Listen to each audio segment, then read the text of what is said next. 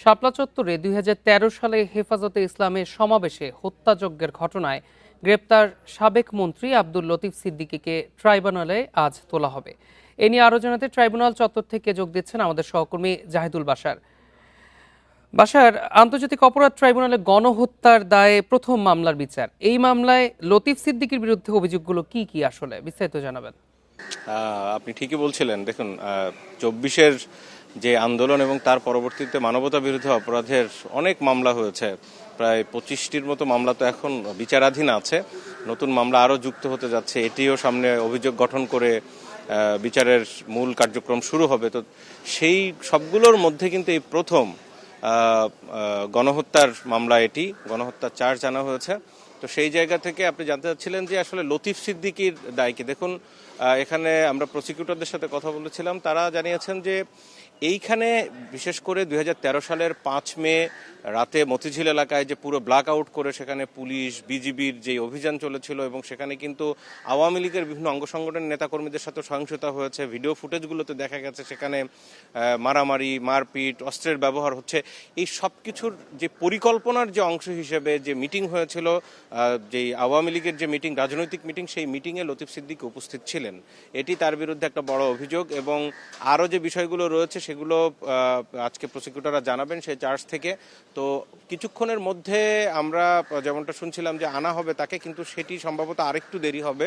আমি কিছুক্ষণ আগে এখানে পুলিশ প্রশাসনের সাথে কথা বলছিলাম, তারা বলছিলেন যে ডিবি থেকেই ১২টার পরের দিকে বা ১২টার দিকে হয়তো সেখান থেকে রওনা হতে পারে। সব মিলে এখানে আদালতে তুলতে ১টা বেজে যেতে পারে।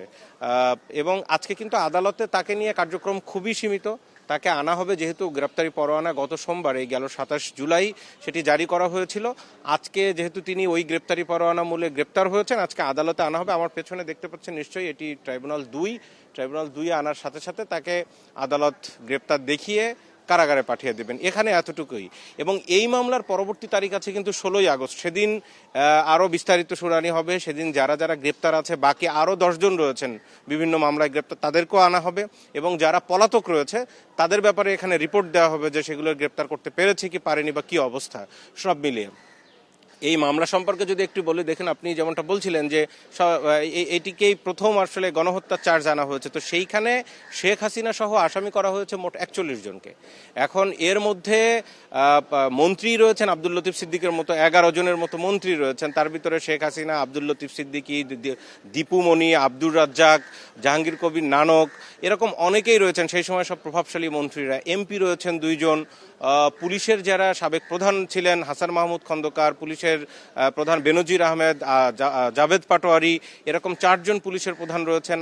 বিজিবির তৎকালীন প্রধান ছিলেন জেনারেল আজিজ আহমেদ, পরবর্তীতে সেনাপ্রধান হয়েছেন। এই সব মিলিয়ে ৪১ জনের মতো আসামি এবং সেখানে কিন্তু গণমাধ্যম কর্মী আছেন এই মামলায়।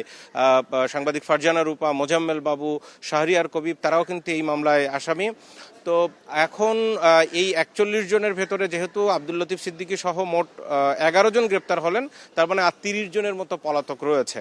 সব মিলিয়ে এই মামলার কার্যক্রম ধীরে ধীরে এগিয়ে যাবে এবং যেটি মনে করা হয় আন্তর্জাতিক অপরাধ ট্রাইব্যুনালে এখন চলমান মামলাগুলোর ভেতরে এই মামলাটি সবচেয়ে গুরুত্বপূর্ণ এবং সবচেয়ে বেশি আসামি এখানে।